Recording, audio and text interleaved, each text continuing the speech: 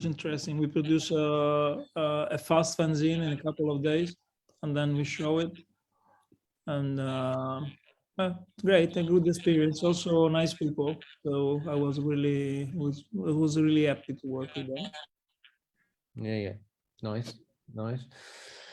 And is COVID sort of slowing down there? Is it all calming down? Yeah. Of course, COVID calms down, and then we have other shit to worry about. Yeah. Really. Amazing times. Yeah, amazing. You know, after the pandemic, just a war. So what's next? You know. I know.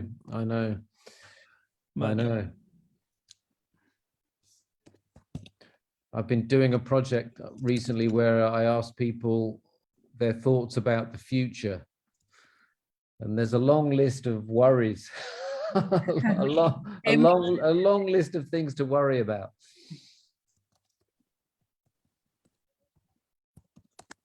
How is the situation in Great Britain? With Britain? Yeah, with Great Britain in the country. Well, you know, we are of course, everything is fucking marvelous in Britain. Venturino, che abbiamo a Piero, buonasera a tutti.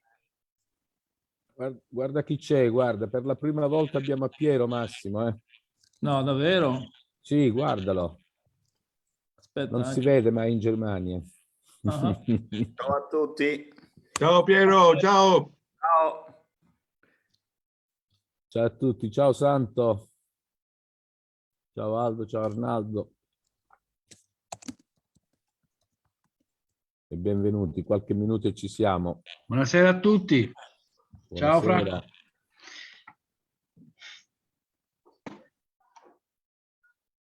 Ciao Massimo, buonasera. Ciao.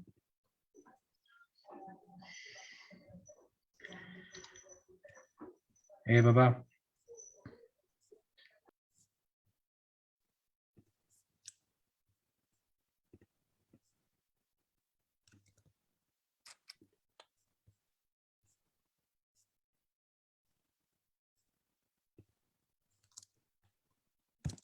Massimo, quando volete potete iniziare. Che dici, Marti?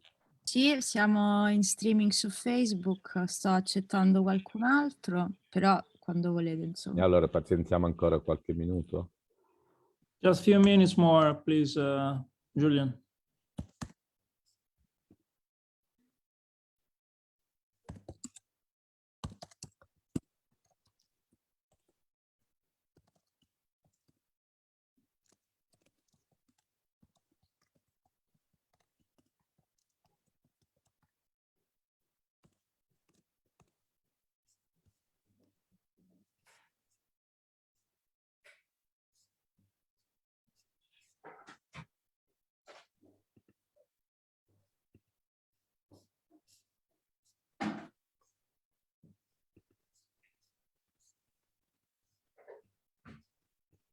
I'm just coming, if you wait for me.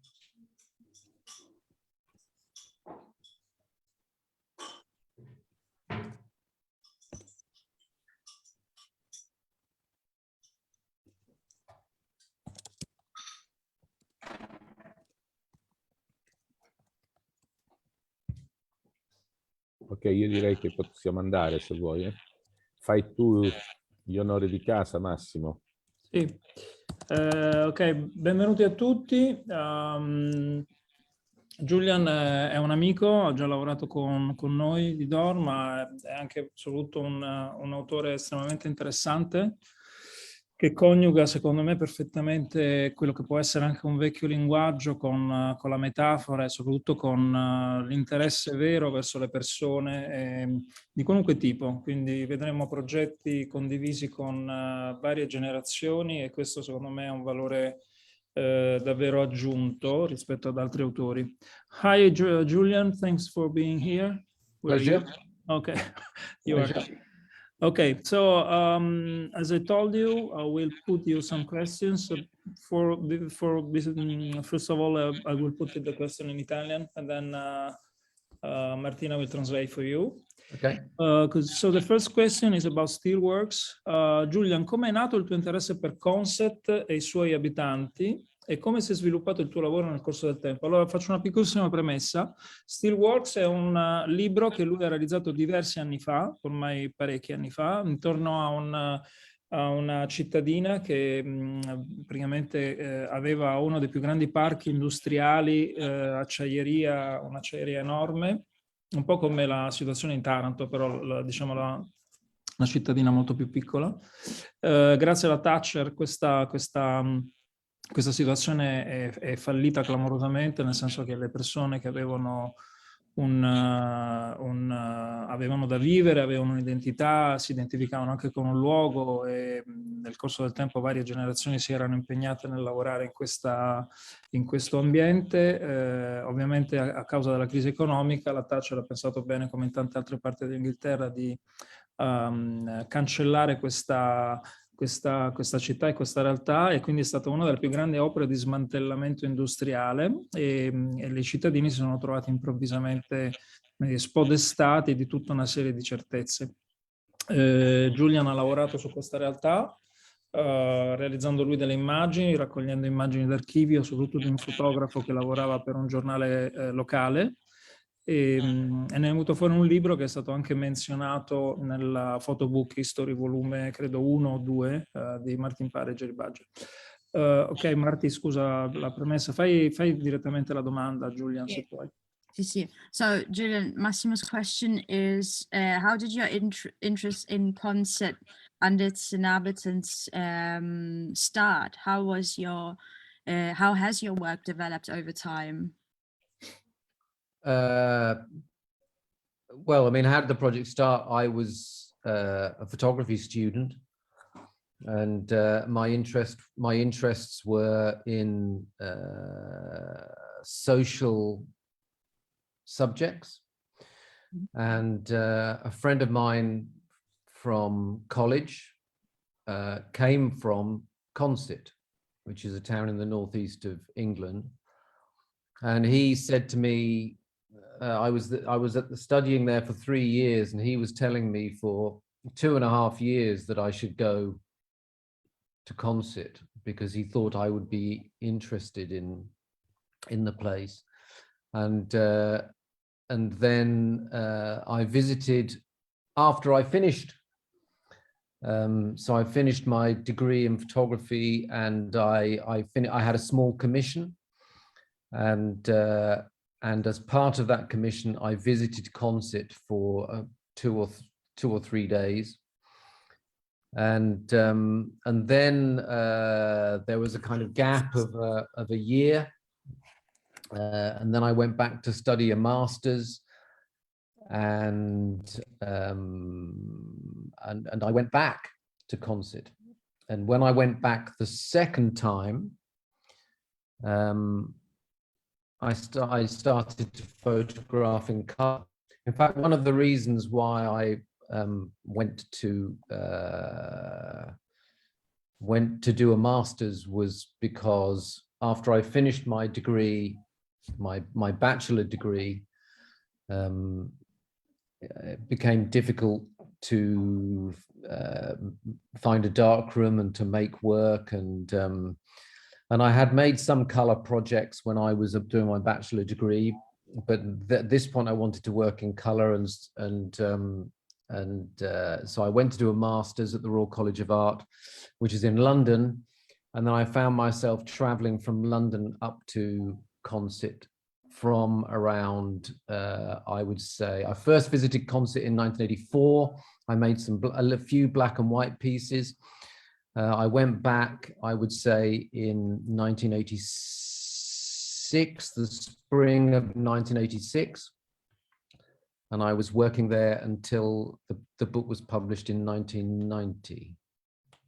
Can you stop a little bit just to make a transition of the first time? Allora, diciamo che lui insomma ha cominciato da studente di fotografia e aveva un grande interesse per le dinamiche sociali.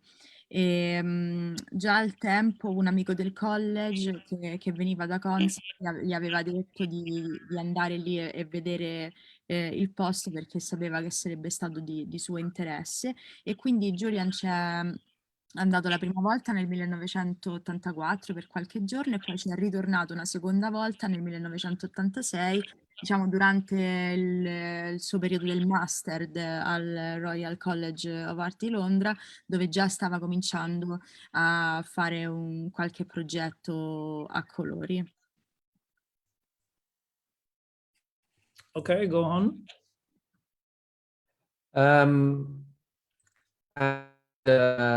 In a way, the book isn't put together in the same chronology that the project happened, if you understand. I mean, I didn't begin the project with the book in mind, but I must say that the way I organized this presentation, I just organized it around the book.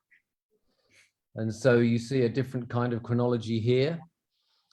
But initially, I wonder whether it might be easier if I switch to a different presentation, because Ok. let me just... Intanto stava dicendo che il progetto non è cominciato con ovviamente in mente il libro, la disposizione era differente, comunque adesso vi mostra un qualcosa di più rappresentativo. So if I just say that the first time I visited Concert, the style of photographs I was making is something like this. Queste fotografie che vi fa vedere adesso sono relative, diciamo, al primo periodo in cui ha visitato Concept, così potete anche capire come si è evoluto il progetto. Okay, and then when I started making pictures there again a couple of years later, I was initially doing something a little bit different. I was photographing the landscape, and I was trying to photograph something that wasn't there anymore, because steelworks closed down. The steelworks there closed down in 1980, September 1980. I visited there initially in 1984, but then by the time 1986 had arrived, this was kind of what was left of the steelworks. Allora, come potete vedere insomma, da questa immagine a colori relativa alla seconda volta in cui è tornato, stava comunque cercando di fare qualcosa di differente e cercava di fotografare più che altro il paesaggio, e un paesaggio che in qualche modo mostrava qualcosa che non c'era più, perché le steelworks, non so come si può dire, le acciaierie non erano state smantellate nel 1980 già, e la seconda volta che lui è tornato lì era già il 1986. And let me just escape again. And so yes, I was exploring the space and looking for ways to try to communicate the scale of the change that had taken place in Concert. E, insomma, esplorava lo spazio e cercava in qualche modo di trovare la chiave per comunicare la scala di cambiamento che stava avendo luogo a Concept. So, for example, I made pictures like this. Oh, is that going to work? Yeah. And I was playing with text, and so the text with this, which ironically I can't read on my screen because it's so busy, but it says 283 hectares, which is the equivalent of 423 football pitches landscaped. And so I was trying to use very, very minimal text to imply the enormity of the scale of something that doesn't exist anymore, if you know what I mean. And so here is a football pitch. Just imagine 423 of them, and you get some idea of how big the steelworks was. Insomma, per darvi un'idea del modo in cui stava lavorando, scorre insomma attraverso queste foto che vedete ora, nelle quali giocava con il testo in maniera molto minimale, però per dare l'idea appunto del grande cambiamento che stava avendo luogo lì. Nella prima immagine che avete visto c'era scritto 423, mi pare, ettari di terreno, e tra parentesi l'equivalente di tantissimi campi di calcio, quindi proprio per dare idea di quanto fossero grandi quelle acciaierie. Or for example, this I mean, they're almost like titles, but I built the titles actually into the visual of the work. The title wasn't on the wall next to the picture. The title was actually within the frame, if you know what I mean. And so this simply says Consett bus station built with Italian steel. And that was a very contentious fact for the people of the town. They thought it was, for them, so ironic that they had a new bus station, but the steel had come from another country, where they were famous for making the steel that built the Sydney Harbour Bridge. And you could see Consett steel all over the world, and no, it was no more. Questa immagine qui in particolare, ecco, come potete vedere il testo lui lo inseriva proprio all'interno della cornice dell'immagine, e anche qui per esempio c'è scritto stazione dell'autobus di Consett fatta con acciaio italiano, molto ironico anche per gli stessi abitanti di Consett, che erano, insomma, Consett è diventata famosa per le sue acciaierie che avevano fabbricato il porto di Sydney, e adesso la loro nuova stazione dell'autobus veniva fabbricata con acciaio italiano. So for example, what you can see through this window is somebody's front garden, and then behind their front garden is, you can see a fence, and then you can see this sort of landscape in the semi-distance, and that used to be where the steelworks was. And so there was this perimeter fence around the steelworks site that was well, I was told it was 8 miles long. When I actually measured it, it was 5 miles. But in people's minds, they'd blown it up to being 8 miles, so I used that in the text. And so, I mean, so I regularly did the walk all the way around the steelworks site to make pictures. And so there's a number of pictures which fit into this 8 miles of perimeter fence little series. Le sue immagini, insomma, erano scattate lungo il perimetro di questa ringhiera che si costruita proprio attorno al perimetro delle acciaierie, e in questa immagine qui in particolare ci sono diversi livelli di lettura. Infatti la prima cosa che si vede è il giardino frontale, come si dice, della casa di qualcuno, e poi si intravede questa ringhiera che, quando Julian l'ha effettivamente misurata, erano 5 miglia, ma insomma si diceva, a lui era stato detto che erano 8 miglia, e comunque ha usato quelle 8 miglia perché facevano parte dell'immaginario effettivo delle persone quando pensavano insomma, al perimetro dell'acciaieria. E quindi le immagini di Julian cioè lui le scattava regolarmente percorrendo il perimetro di questo luogo. So actually, if you look at the section in the book, which because the first phase of I suppose the first phase of my second visit to Concert, there was a piece of work of image text work, which was made between 1986 and 1987, and this is that section of the book. Questa sezione che state vedendo adesso, appunto, sì, è la prima fase della seconda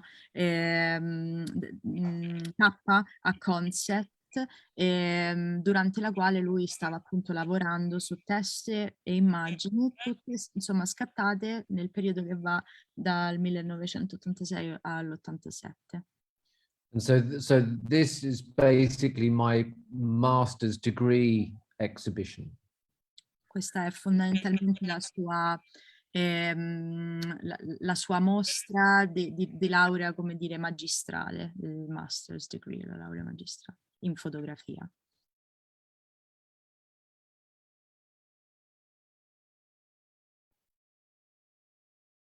So that's that. So that was where I got to when I finished my master's degree, and then after I graduated, I just went back and carried on working.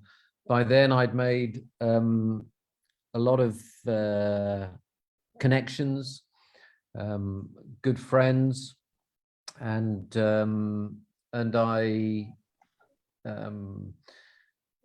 I also had discovered a guy called Tommy Harris. Let me just let me see if I can find, where's he? Yeah, I met this guy here in that blurred photograph on the right hand side, a guy called Martin Heron. He was unemployed, a young guy. He's just a couple of years older than me. He was unemployed, very interested in photography, very intelligent, an ambitious writer, and he was also a very good photographer, and he was a member of a community group, unemployed people, and one day he called me up and told me to go to the darkrooms, the community darkrooms in Concert, and to see this box of negatives, because there was a gentleman called Tommy Harris. Here he is. There was this guy called Tommy Harris who had gone into the community darkroom and left 2 cardboard boxes of negatives. And this guy's work kind of changed the direction of many of my projects ever since, because the story about Tommy Harris was that he was a steel worker, but he worked part-time as a photographer for the local newspaper, and he was a very interesting chap. I'll just find, I've got here a bit of text from the book, from an interview I did with him. Where are you, Tommy? I'll translate that if you Yeah, don't go mind. for it while I find it. Right. Diciamo che poi dopo la laurea ha semplicemente continuato il progetto, aveva già molte amicizie, molti contatti, e quindi quando è tornato insomma, è capitato un episodio molto particolare. Una persona che conosceva che ha chiamato Julian per fargli vedere che erano stati ritrovate 2 scatole di negativi nella camera oscura, insomma, locale e collettiva, e questo evento ha proprio cambiato la direzione del lavoro di Julian, ma anche di tutti i lavori successivi. Insomma, queste 2 scatole di negativi erano state lasciate da un certo Tommy Harris, che era praticamente un operaio dell'acciaieria, ma lavorava anche part-time come fotografo nel giornale locale. E adesso vi fa vedere. Yeah, he was a fantastic raconteur. He could tell great stories, Tommy.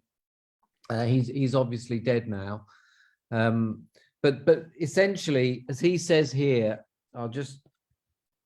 I started for the local press in 1949. It may seem funny, but you couldn't get photographers then. I wanted to be a reporter, but they needed photographers.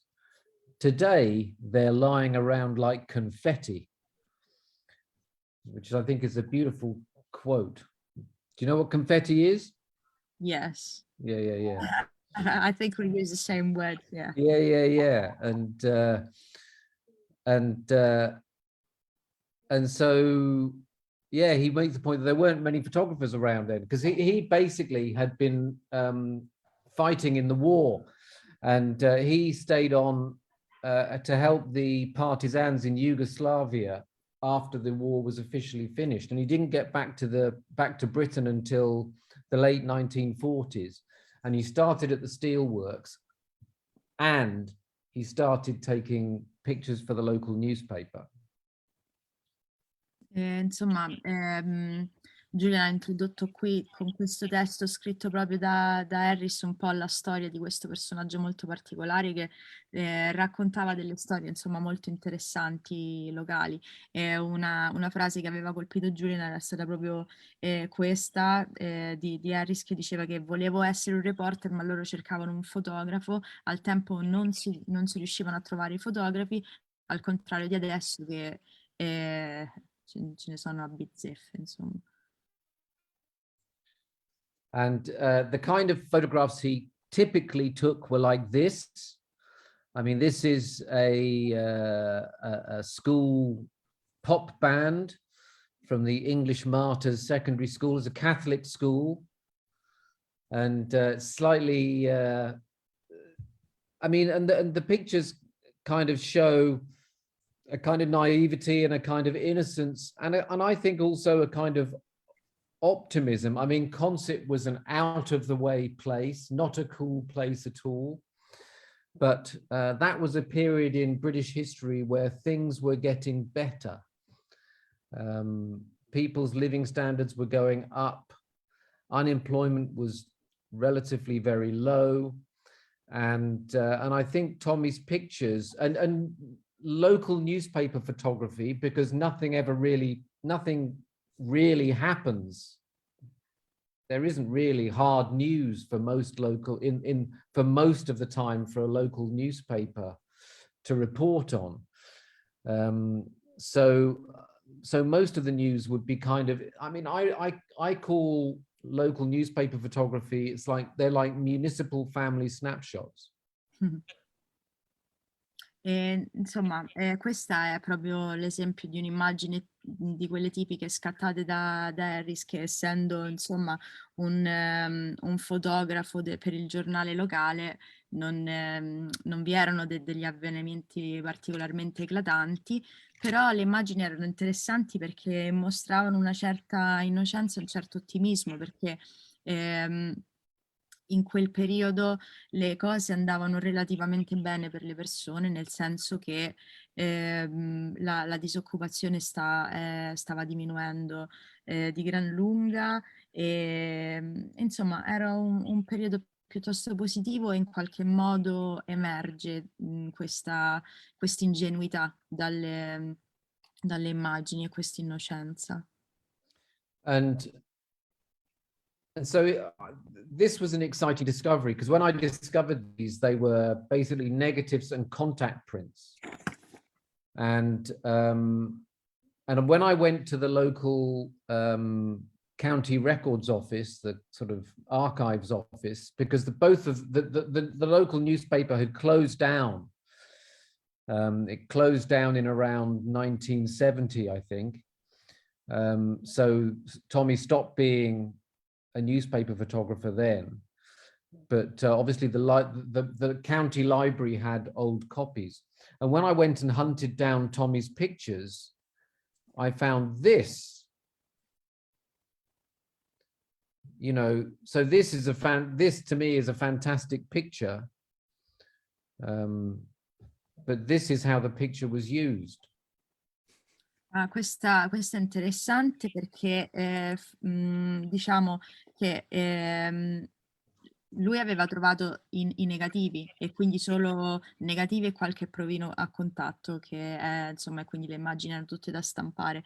E anche l'altra cosa che aveva cominciato a fare Julian era risalire anche alle copie di questo giornale, all'archivio locale, alla biblioteca locale, perché insomma il giornale era stato chiuso intorno al 1970 e questa immagine di Prima in particolare con quella donna scattata da Harris per intero, era interessante vedere poi come venne pubblicata sul giornale ritagliata solo la figura della donna di Prima.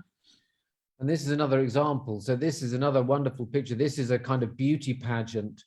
And this is a local politician kissing the beauty queen. But it's just a beautiful composition with it's lovely the way the saxophone is being blown at the same moment as the kiss is happening. And I like the girl on the left-hand side that you can't really see her face, and the guy on the right-hand side. You know what I mean? There's loads of things compositionally about the picture, and of course it's a charming image as well. But then you see how it's used in the paper, and it's used like. And when I discovered that really Tommy's work had never been seen, and when I talked to Tommy and discovered that he basically didn't really compose pictures in the way that most of us do. He just got his subject in the middle and then made two pictures in case in one of them somebody was blinking from the flash, you know. And Tommy openly admitted, in fact, in his text back here, he says at the bottom, yeah, the very last line, I've taken thousands of pictures. I can't think of any I would call outstanding. And I realized that for him, it was really useful extra money. And he loved the social aspect of it. You know, I mean, I walked through the town with Tommy and he couldn't walk 10 feet without somebody saying hello. And he'd say, oh, yes, I photographed him. And I photographed him when he's, you know, so he just knew everybody in the town. But he didn't consider himself a serious photographer. And oh, sorry. Carry on. No, you go. Diciamo che stessa cosa per l'immagine che vi ho fatto vedere poi, questa qui, di una sfilata di moda locale, e poi la differenza di come insomma veniva scattata l'immagine, che presenta anche degli elementi molto interessanti secondo Julian, come la ragazza che non si vede sulla sinistra, il bacio di un politico locale alla vincitrice, e allo stesso tempo l'uomo che suona il sax lì dietro, degli elementi molto interessanti, che però poi quando vediamo come veniva effettivamente usata l'immagine, quel crop molto stretto, Julian si rende conto che effettivamente il lavoro di Harris non era stato visto in realtà, e d'altra parte era anche interessante parlare con Harris, che lui ha conosciuto, che faceva il fotografo, ma fondamentalmente per alzare un qualcosina in più a livello di soldi. Lo faceva per il suo aspetto sociale, perché entrava in contatto con tante persone che poi anche negli anni lo riconoscevano e lo salutavano, ma Harry stesso ammette e dice di pensare di non aver mai scattato una fotografia particolarmente degna di rilievo in qualche modo.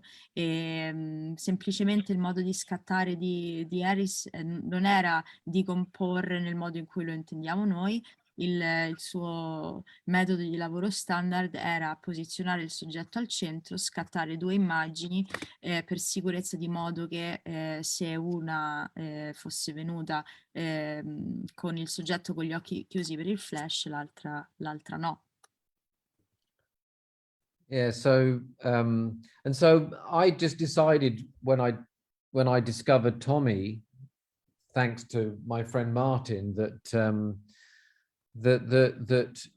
Tommy Harris's work need to become part of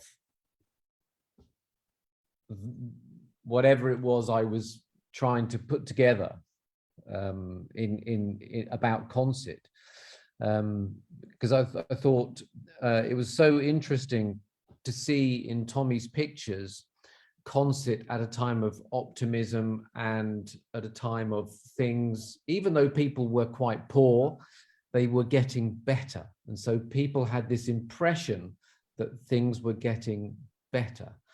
And then of course, when I went there, it was a different story. So it was a strong contrast.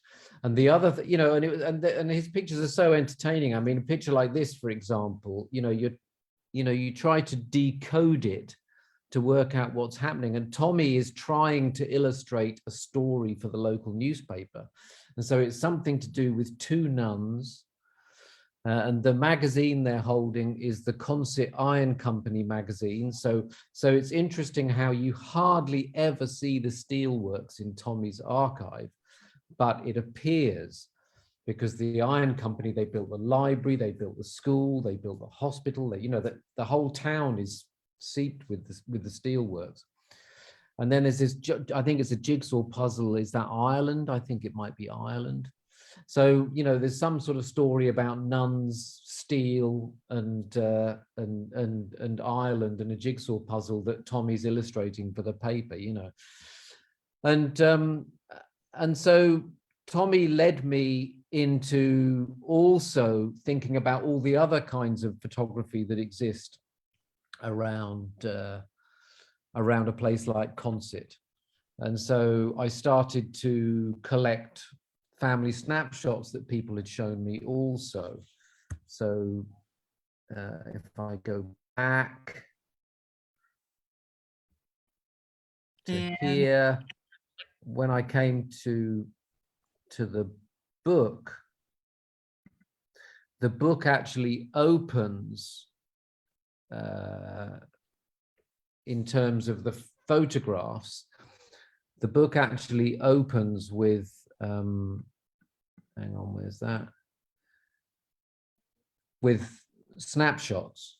Now, this book was published in 1990, and so I could only have one section of color pictures. I could only afford to have one section of color pictures. And so, so everything in the book is printed duotone, including the snapshots, and the only bit of color in the book is my pictures, the actual photographs that I made. There was nothing I could do about that. It was just a financial decision. But nevertheless, the book opens photographically with family snapshots. So this is family snapshots part 1, you can see up there. But it also closes with family snapshots at the back. And the thinking behind that was that actually the oldest picture that appears in the book was from somebody's family album. And the last picture that was taken that appears in the book was also from somebody's family album. So I was interested in this idea that artists like Julian Germain come and go, editorial photojournalists like Don McCarlin come and go, local photographers like Tommy Harris come and go, but the people of Concert will always be making pictures and always have done. And interspersed with the snapshots were bits of quotes that people said to me, just interesting snippets of information that I read or that I heard from somewhere. But they were designed to sort of refer a little bit to to a family album. Allora, riguardo all'immagine di prima che aveva fatto vedere delle due suore, era veramente curioso per lui il fatto di come le storie che cercava di narrare Harris adesso fossero in qualche modo degli enigmi per noi da decifrare, che però avevano sempre indirettamente a che fare con l'acciaieria. Infatti il magazine cioè la rivista che le suore tenevano in mano era quello del produttore di acciaio, e lui, Harris, non fotografa mai direttamente l'acciaieria, ma in qualche modo le immagini hanno sempre a che fare con essa. E la cosa interessante poi per Julian era il fatto che appunto al tempo in queste immagini si vedeva una certa ingenuità e ottimismo che era poi in contrasto o in qualche modo era uno sviluppo diverso, una storia diversa rispetto al momento in cui poi Julian andava a scattare in questo luogo, e quindi era interessante far intrecciare questi momenti e queste visioni, e quindi aveva appunto deciso che le immagini di Harris dovevano far parte del lavoro. E poi queste che vediamo adesso e poco prima sono delle istantanee di famiglia che lui ha inserito all'inizio e alla fine del libro, e l'idea dietro a questo concetto è il fatto che artisti come Julian Germain, fotogiornalisti, fotoreporter locali, qualsiasi nome abbiamo dietro alla fotografia, questi vanno e vengono, mentre le immagini scattate dalle famiglie e dalle persone verranno sempre scattate. Quindi lui ha inserito queste, e accanto magari a frasi dette da queste persone, oppure informazioni e stralci di informazioni raccolte da lui stesso che lo hanno particolarmente colpito. E un altro fatto, insomma, un'altra cosa legata al libro è che, essendo il libro pubblicato negli anni 90, è presente la maggior parte delle immagini pubblicate in bianco e nero, comprese le istantanee, e l'unica parte a colori, proprio per ragioni appunto economiche, sono le immagini scattate da Julian. È, insomma, una decisione di lavoro prettamente economica, insomma. Julian, can you show us some of your pictures? I mean, the pictures of the book, because are very Yes. different from the picture you show at the beginning. Yeah. And in the meanwhile, I want to ask you another question, to put you another question. I'll put in Italian, and Martina will translate. Quali sono state, secondo te, le conseguenze a lungo termine di questa politica Consett e in generale nella Gran Bretagna, cioè della politica della Thatcher? Massimo asking what you think are the long-term consequences of the Thatcher politics on the people. Of the what politics? Of the Thatcher politics. Margaret Thatcher politics. Yeah. Well, that's an interesting question, because I have been back to Consett recently, and it's changed beyond recognition. I mean, in some ways, there's no doubt that it's changed for the better, because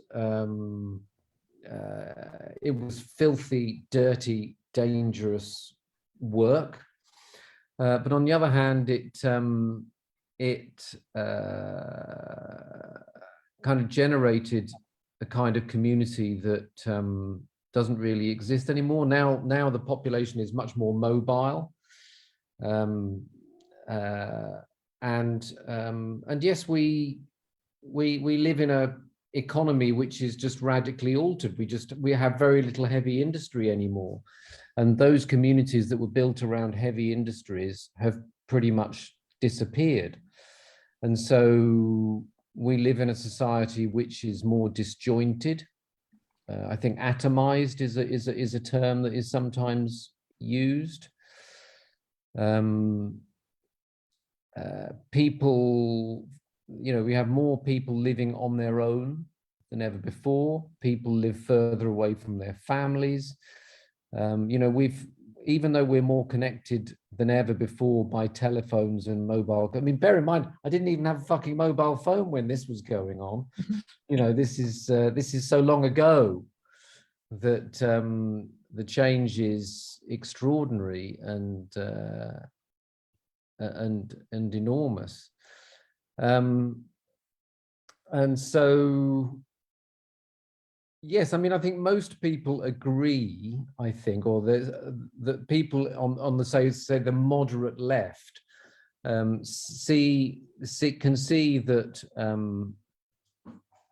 in a global capitalist economy, there was no room for a concert to exist. And so a correct path would have been a transformation that was less sudden, because here you had a situation where a steelworks closed overnight, and there was kind of nothing, and the impact of that on communities, especially in the north of Britain, but not exclusively in the north of Britain, was enormous and continues to be felt now, even 40 years later. Diciamo che praticamente Consett è cambiata enormemente, e se la vediamo adesso chiaramente vediamo che è cambiata in meglio, perché prima era estremamente povera. Ha generato comunque una comunità che adesso non esiste più, perché ora la popolazione è sicuramente più mobile. Il fatto che adesso c'è poca industria pesante, e le comunità che un tempo si erano costruite e formate attorno proprio all'industria pesante ora si sono dissolte. Abbiamo una società che è senz'altro più atomizzata, più sparsa, le persone sono molto più lontane e vivono molto più lontane dalle loro famiglie. E chiaramente la globalizzazione, l'economia globalizzata e capitalista non dà modo a una concept di un tempo di esistere.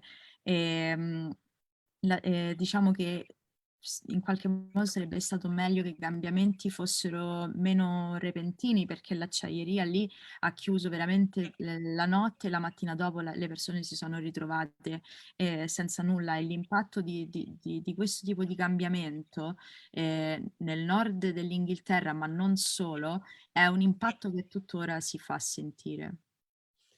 I mean, bear in mind that Consett Steelworks closed in September 1980.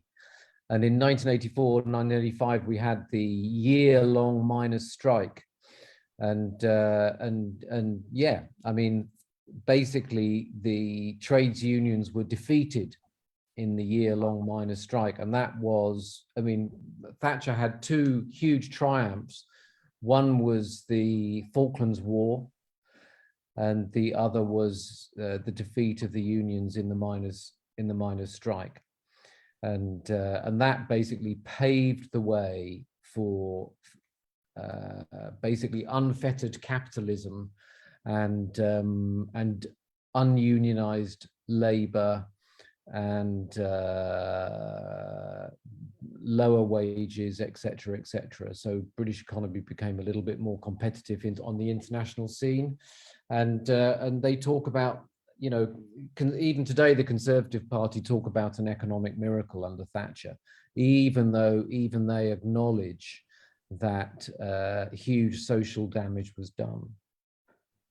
Diciamo che Consett, l'acciaieria di Consett era stata chiusa nel 1980, e nel 1984 già avevamo gli scioperi dei minatori, e la Thatcher aveva avuto in questo senso delle due grandi vittorie, chiamiamole così tra virgolette, le Falklands e il fatto di aver sconfitto, se così si può dire, i sindacati e il lavoro sindacale, e di conseguenza anche l'abbassamento degli stipendi. Questo significava prezzi anche più competitivi sul mercato, e i partiti conservatori tuttora chiamano questo un miracolo economico. Comunque l'impatto è stato forte. Julian, another question. Il libro ha avuto ottimi riscontri di critica ed è stato citato anche in The Photobook History of di Martin Parr e Jerry Badger. Hai mai pensato di ristamparlo? Recentemente hai fatto una tiratura d'autore, quindi con all'interno una stampa, però con una tiratura molto ristretta. E poi volevo sapere come hai gestito l'editing, visto la differenza di immagini d'archivio tra le immagini d'archivio e le tue. Massimo was asking this. So the book had excellent critical feedback and was mentioned in the photo book A History by Martin Parr and Jerry Badger. Was Have it? you Is that so? apparently he reckons. I'm not aware of that. Yeah, it's true. You can see it. I know that the in Soccer Wonderland is in the Martin Parr book, but I don't think Steelworks is. Yeah, I think so. Anyway. Because I remember that it was in, and then as I told you, the first time I met the book, it was in Noland at the Northerly Festival. Okay. They showed me some books, and finally, I was really shocked by the book because it was really beautiful, and I said, but I don't know if that's true, because this project and this book are routinely not included in surveys of British photography. I mean, to me, I mean, I in a way, I don't know why that is. I mean, I think for its time, it was an extremely, I mean, I'll be clear, I wasn't trying to be clever when I made this book. I came across Tommy Harris's work, and it opened a door for me. And I realized that by showing Tommy Harris's work, it told a more interesting story than if I just showed Julian Germain's pictures. And then I realized that if I included the snapshots I'd seen, it would tell another layer of the story. And then I realized that I could get some of Don McCullin, and so all I'm trying to do is to tell the story as best I can. But I now realize, I came to realize some years later that this was really new, to bring in these different photographic viewpoints into my own work, and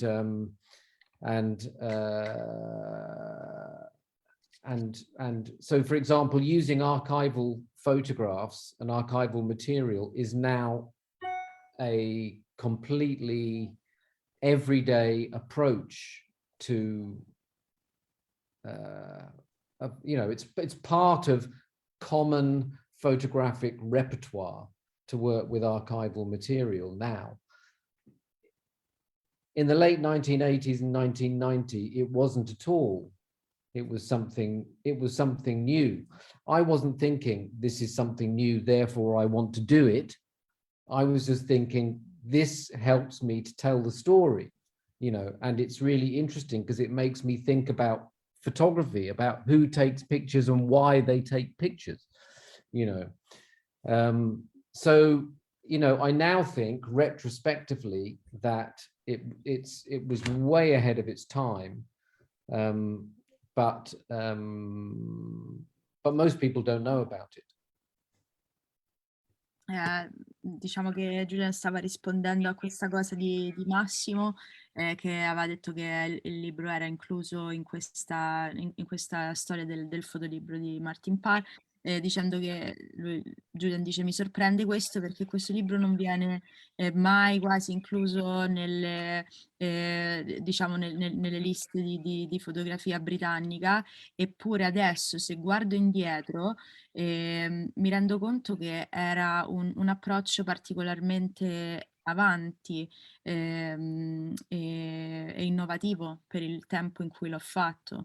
E dice parliamoci chiaramente, io non è che volevo fare lo splendido andando a includere le mie fotografie, quelle di Harris e le istantanee di famiglia. Quello che lui voleva, che stava ricercando non è questo non è stato fatto, quindi adesso farò qualcosa di nuovo, ma cercava di raccontare la storia al meglio, quindi includendo anche punti di vista diversi, che erano appunto il materiale d'archivio e il punto di vista di un altro fotografo, per dare più livelli a questa storia che stava raccontando. E al tempo, fra il 1980 e il 1990, usare materiale d'archivio non era un qualcosa che i fotografi facevano. Adesso chiaramente è diventato proprio, quasi di routine, però ecco, insomma, stava semplicemente commentando questo. Dice che guardando indietro mi rendo conto che insomma è stato un lavoro particolarmente innovativo per il periodo in cui è stato fatto.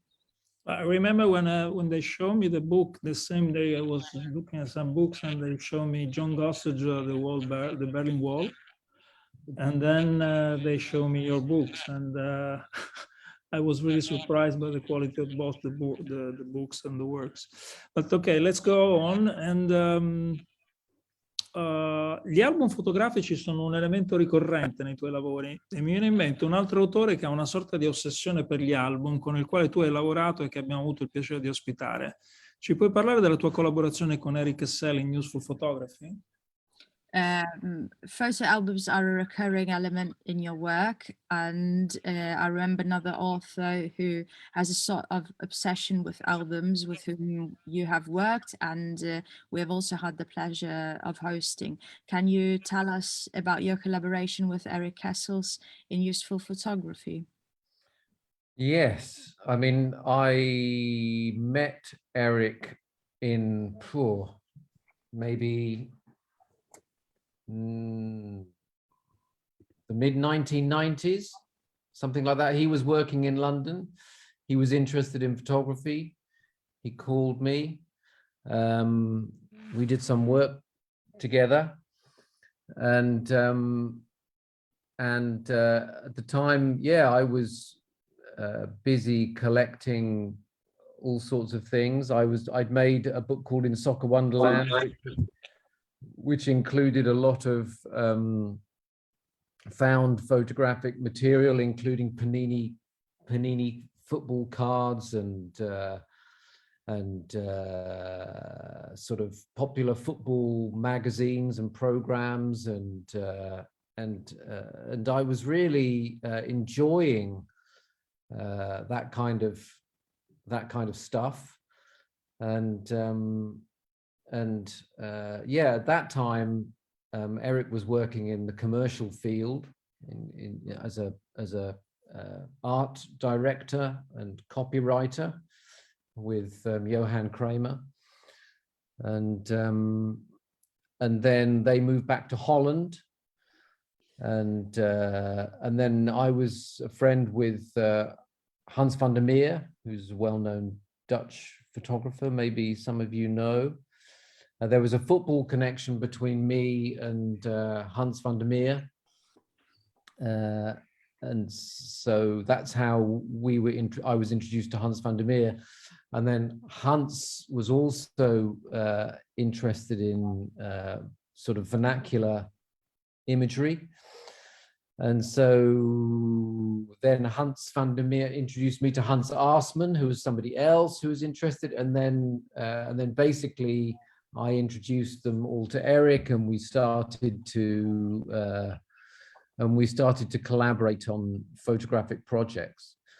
And the idea behind Useful Photography magazine was really to try to avoid using historical material, but to try to use up-to-date photography that is only made for practical purposes and that doesn't have aesthetic considerations beyond the most basic. And so you're sort of like looking at stuff which isn't made for aesthetic reasons at all, but then we were then trying to change the context and to enable people to appreciate images in a different way. And so maybe one of the most successful examples of this was in around 2000 or 2001, we made an edition using photographs from the online auction site eBay. And we collected thousands. I might have some pictures. Let me just have a look, see what I've got. I'll just have useful photography stuff. Useful, what have I got? Yeah, I haven't really got, oh yeah, this is the weddings. This is our, hang on. No, that's not an edition, hang on.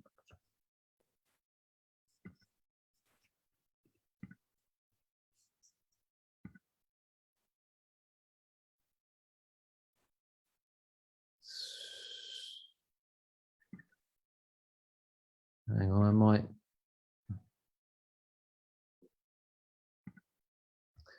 Well, let's just look at one. So I'll just take you through our process.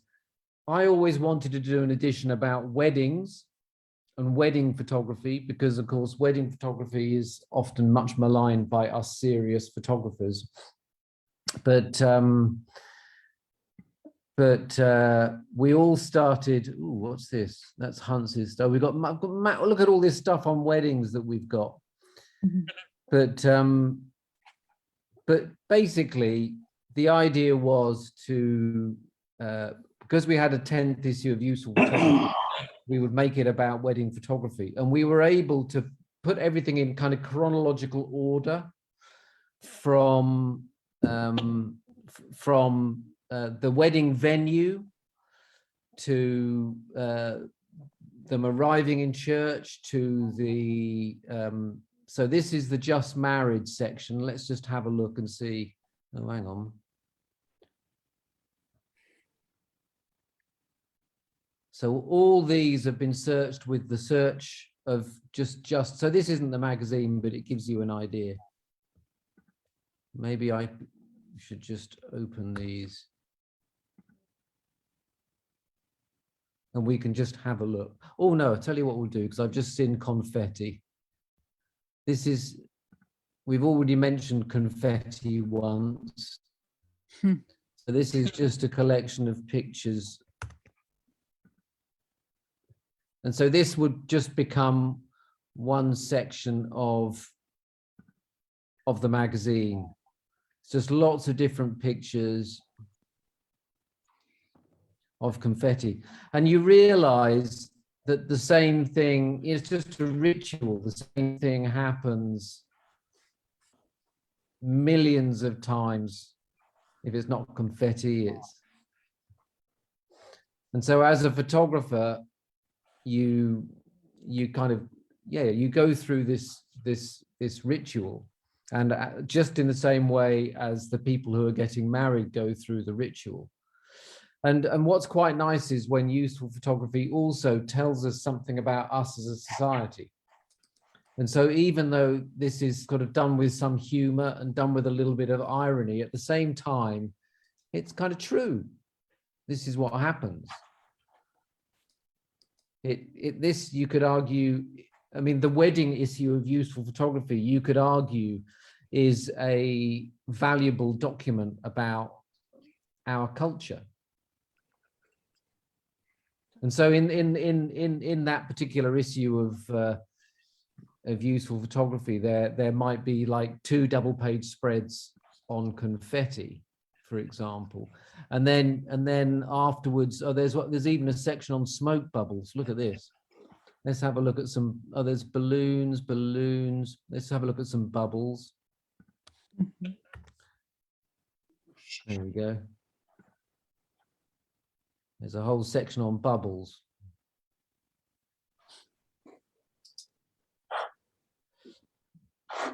And then what else have we got? Throwing the bouquet. It's another ritual.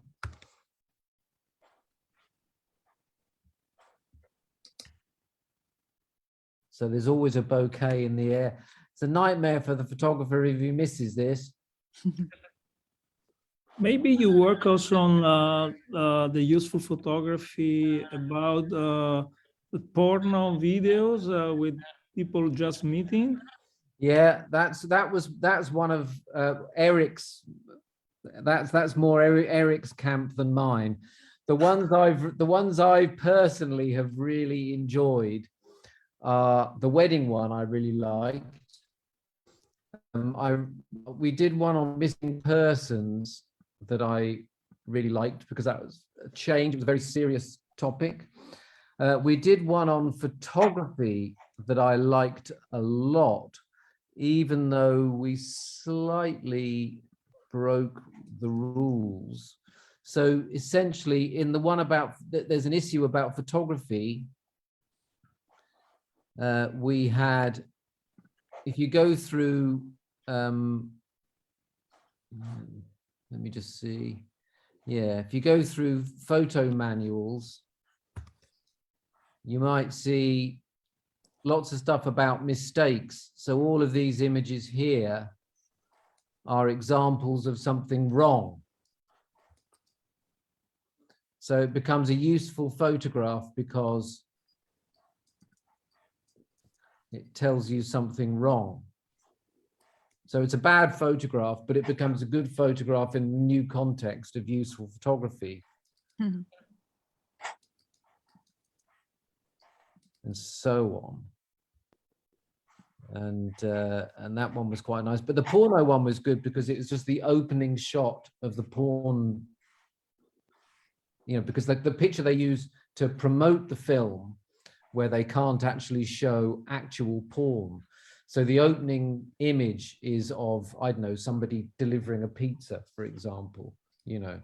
And so the beginning of the porno film is always different, but then what happens next is always the same, is what you can kind of say.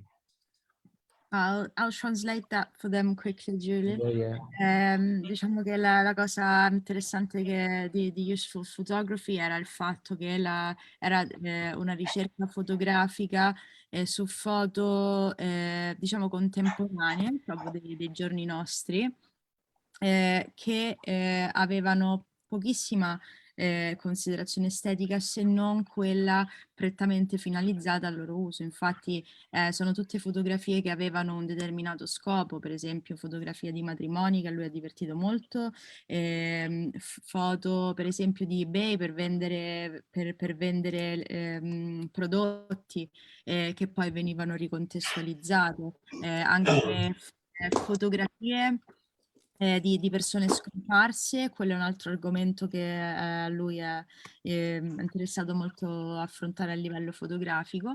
E infine anche c'era una sezione di Useful Photography chiamata fotografia, dove poi c'era questa piccola sottocategoria sugli errori fotografici, che erano delle immagini che abbiamo visto poco fa molto interessanti, ma in quel contesto in particolare finalizzate allo scopo di illustrare un determinato tipo di errore che si doveva evitare di commettere. In ogni caso, tutta questa, chiamiamola così, ricerca fatta sia con ironia che e spesso anche con sì, diciamo una certa dose di sarcasmo e ironia, in realtà ha anche delle considerazioni profonde di base perché sono delle immagini che dicono un qualcosa sulla nostra cultura, che sono un documento di valore su una determinata società che è la nostra. Nel caso dei matrimoni, ad esempio, vedevamo certi rituali ricorrenti sia per il fotografo stesso che per le persone. Insomma, era una considerazione su un livello poi anche più ampio. Oh, look, these are from the porn series here, I think. Queste sono immagini dalla serie sui porno, curata credo in particolare da Eric Kessels. So it's a birthday party, somebody who's working as a cleaner, and I can't see what's going on up there.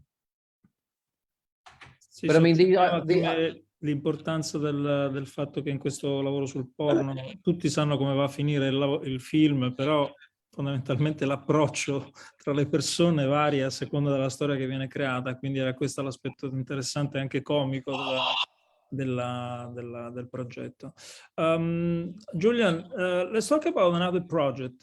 In No Oio da Rua, in the Street of the Street, in the Eye of the Street, hai dato delle macchine fotografiche a ragazzi che vivono nelle favelas di Belo Horizonte in Brasile. Ne sono venute fuori delle immagini bellissime, intense e vere. Che tipo di esperienza è stata per te? Come ti sei rapportato alle loro immagini? Quanto è durato il progetto e come si è evoluto? E ti domando anche se rimarrà un'esperienza unica o hai intenzione di portarla anche in altre città. E se puoi mostrare anche delle immagini. In No Olho da Rua, you gave cameras to young boys and girls who live in the favelas of Belo Horizonte. So beautiful, intense and true images came out of it. And what kind of experience was this for you? How did you relate to their images actually? And how long did the project last and how did it evolve? Will it remain a single, remain like one single experience, or will you take it elsewhere? And if you could also maybe show some pictures of the work. Yes, I will. If I can just get my head around it. 1 second.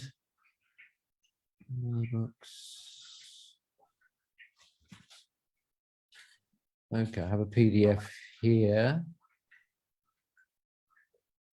I think I'll just open that. So I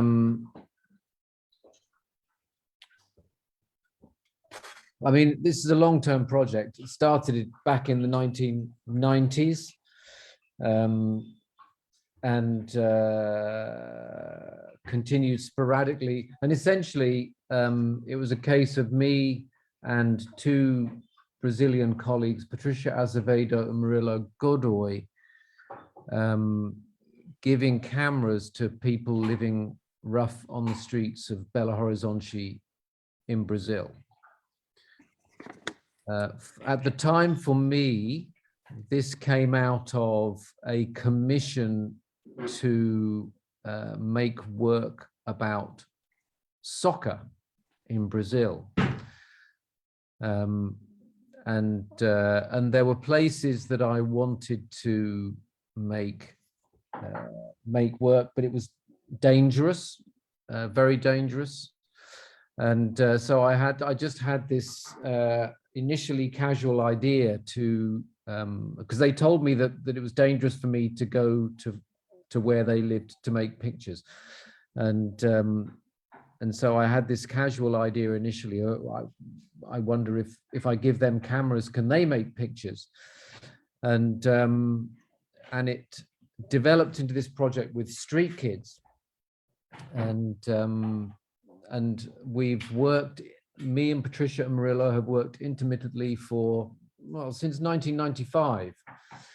And much less so in the last decade, but we are still in touch with some of the same people.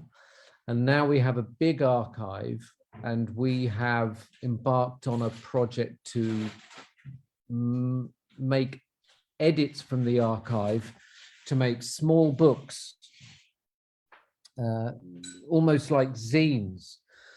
And we were unfortunate that this project to make these zines perfectly blended with COVID. We literally launched the first 2 zines the week before COVID lockdown.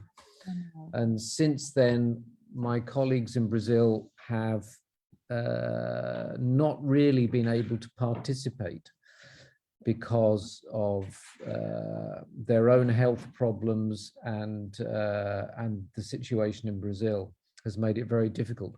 Nevertheless, we managed to make 5 zines. And so essentially what we do is we have this huge archive. I'll just show you some of the archive quickly on my desktop, just so you see. If you go to the beautiful Horizon archive, we have contact prints from 95, 97. So there's just thousands of contact prints in here, or hundreds of contact prints, I should say, from 2010, and then more from there. And so it goes. So we go through the archive, and we start to see, a bit like with the useful photography wedding thing, you start to see things that repeat as themes in the archive. And so just to go back to where I am, one thing that we saw in the archive was that there are quite a lot of pictures of street people sleeping. And so I wonder if I can show this full screen. Can you see that? Yep. Yeah. So this is Nawali Drew in the High Street archive number 4, asleep.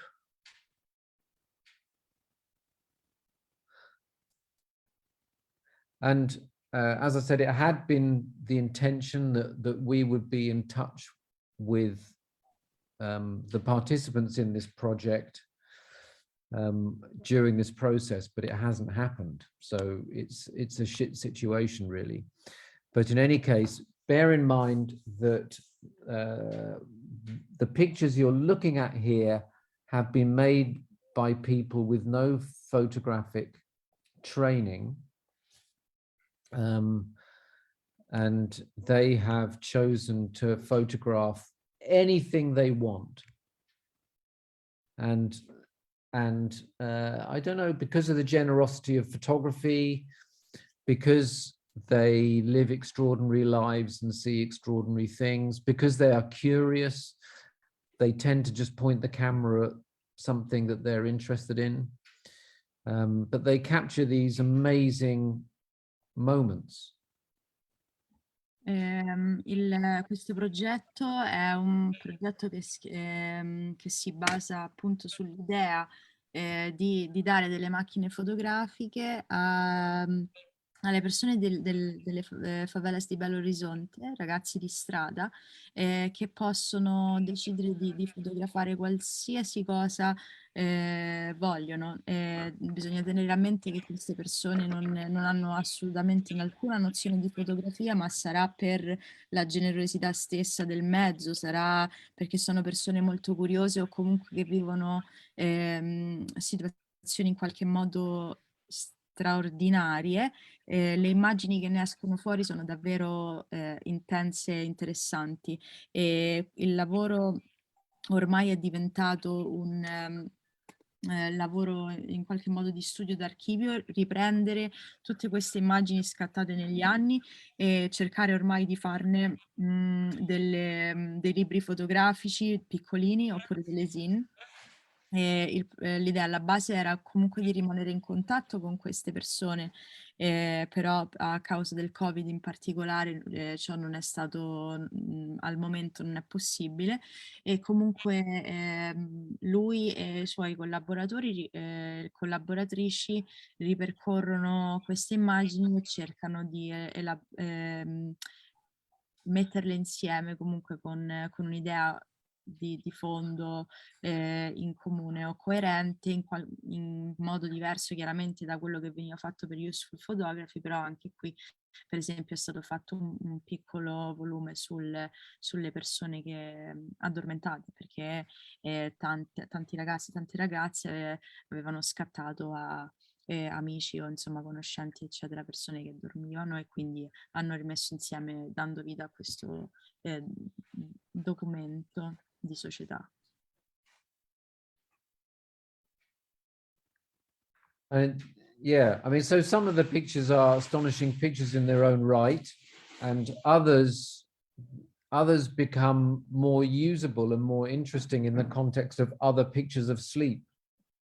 Infatti la cosa proprio interessante è che alcune immagini, cioè se da sole in qualche modo fini a se stesse, però diventano ancora più interessanti se messe insieme ad altre immagini che hanno comunque a che fare col contesto del dormire. And just and sometimes you will find there will be a picture that I made, or one of Patricia or Murillo made.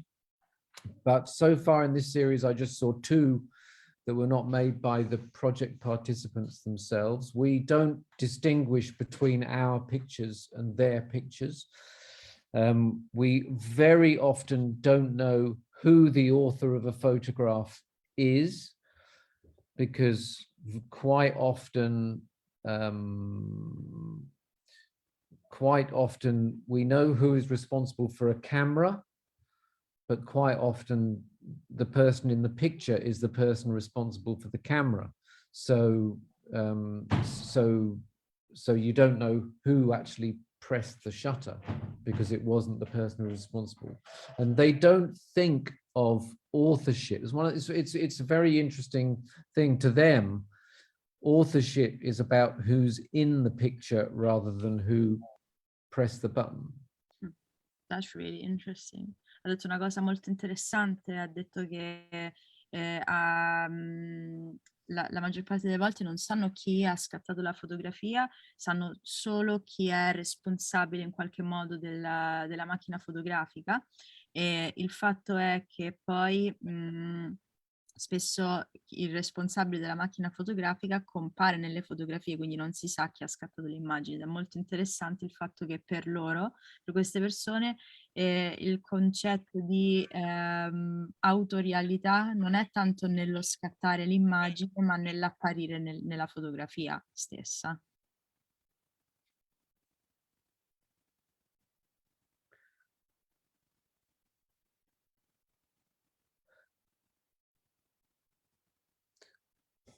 Yeah, so that's an edition on sleep. Would you like to see another one? There is another edition. C'hai l'audio. Can you show us a zine? I remember you published a zine.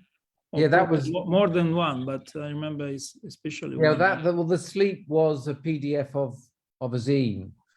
I remember pictures of a small of the actual zine. Yes, hang on. Yeah, hang a on, child with I don't know, a gun in the bed or something. yeah. That was in one of the zines. Hang on, let me just dig it out. Desktop Morel. I should have.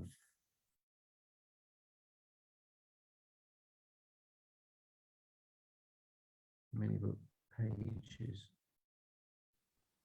So that might be, that's the portrait. Might be in this one.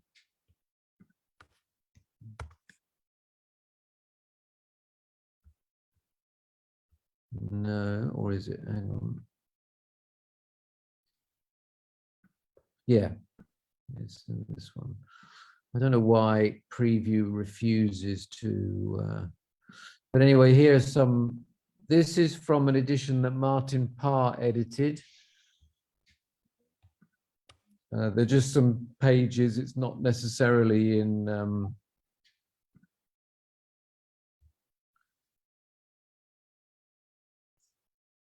and it's sometimes, I mean, this is a fantastic picture of a guy called Walter.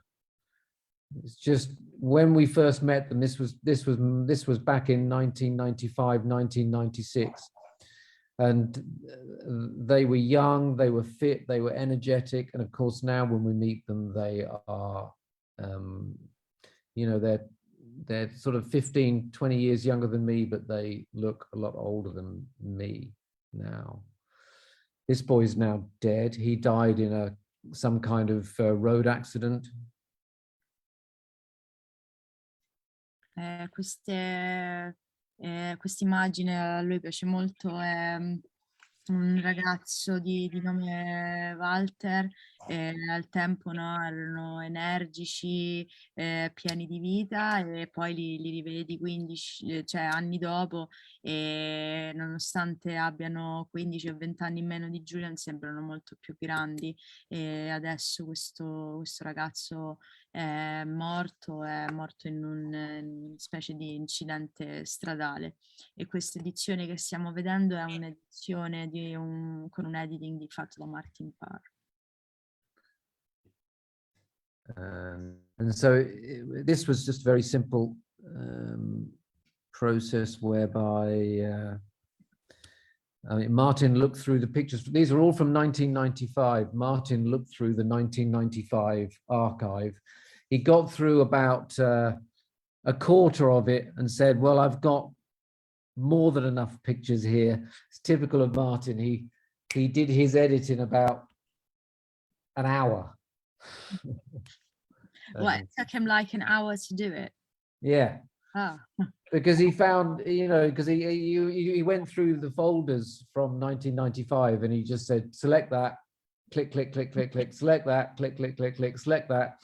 And then we had about 50 pictures after an hour. And he said, well, that's got to be, because we only had room for 25 pictures or something.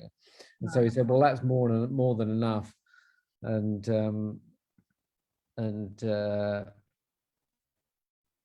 E praticamente Martin Parr ha fatto questo editing dalle immagini tutte del 1995, e ha detto Julian che ha fatto un editing in un'ora, perché già in un'ora aveva immagini più che sufficienti per fare il suo editing, e l'aveva già visto, insomma. Aveva in un'ora aveva selezionato, non so, circa 50 immagini, sapendo che ne dovevano inserire 20-25, aveva detto ok, già ne ho abbastanza per lavorarci sopra.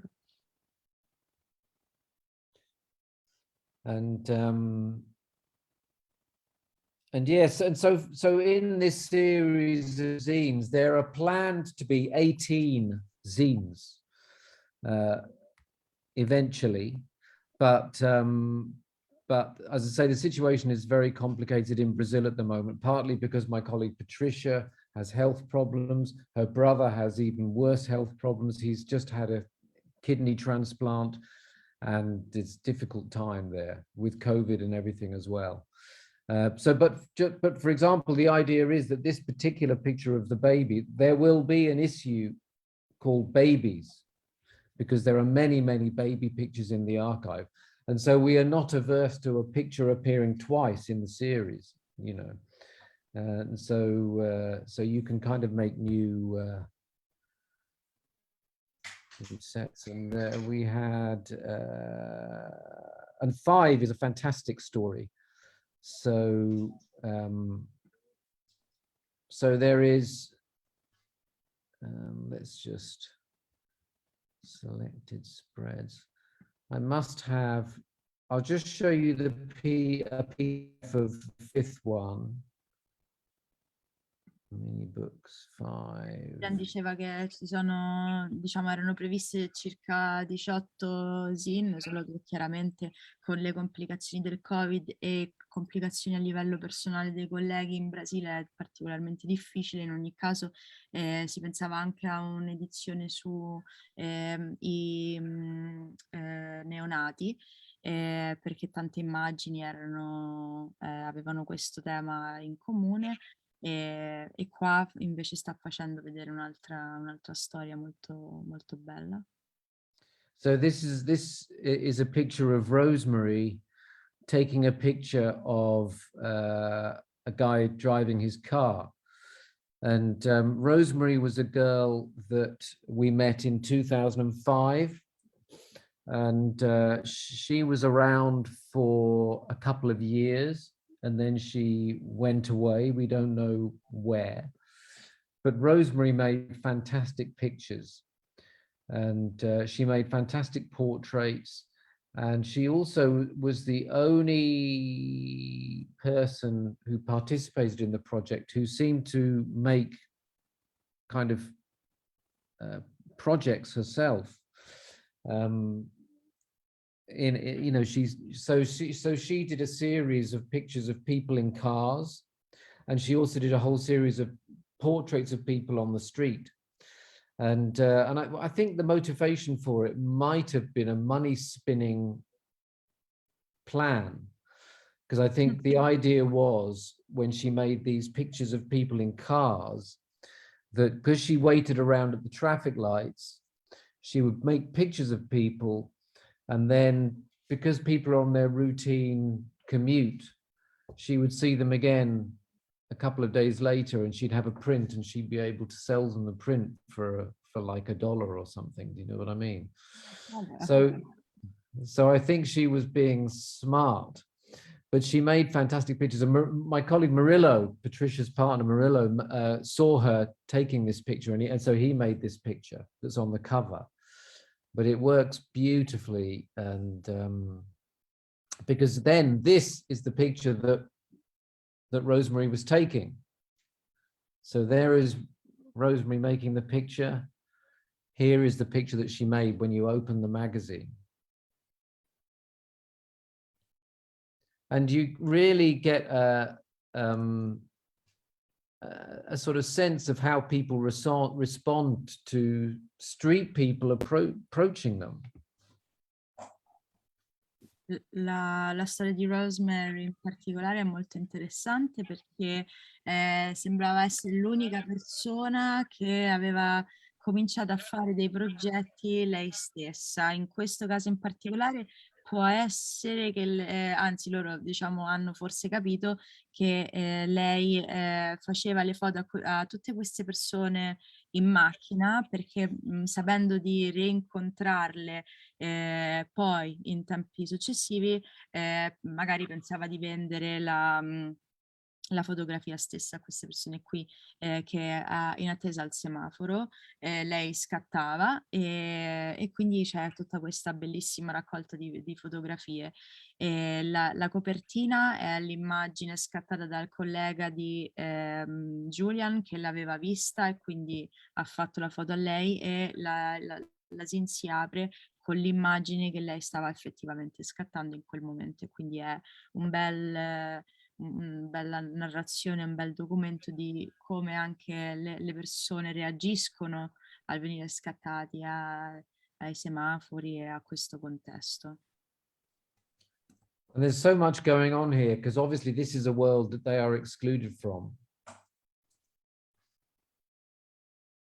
E questo è davvero molto interessante, perché è un mondo dal quale loro vengono esclusi. Okay, thanks a lot, Julian. It's a bit late. I think we have to close. As always, you are so generous and so interesting. So we could continue until tomorrow, but Yeah. we have to quit. Okay, well, let me just say that interestingly, Steelworks exists again because I found the designers of Steelworks, and you saw how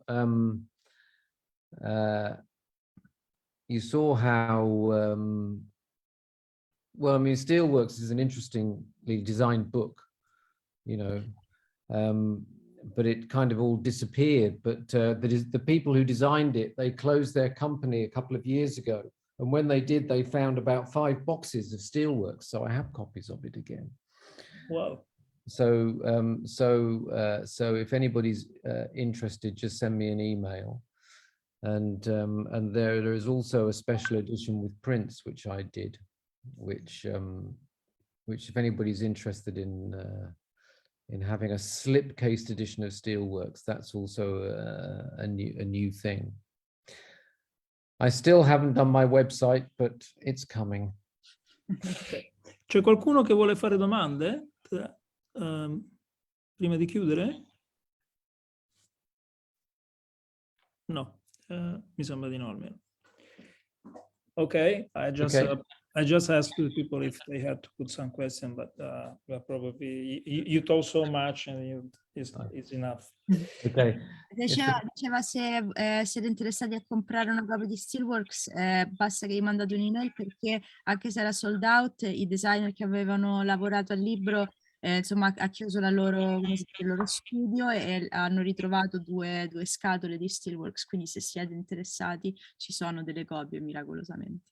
Sì, tra l'altro credo che sia un'edizione speciale con una stampa dentro, no? Yeah. Yeah. Okay. Okay, thank you very much. Thank you Grazie a te. for everything as usual, and stay in touch as usual. Okay. Yeah, it's a pleasure. Take care, everybody. Take care, Julian. Thank you. Bye. Thank you very much. Thank you. Bye. Thanks for the translation.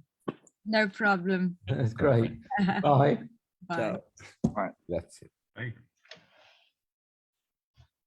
Ciao Enzo. Ciao, ciao Francesco.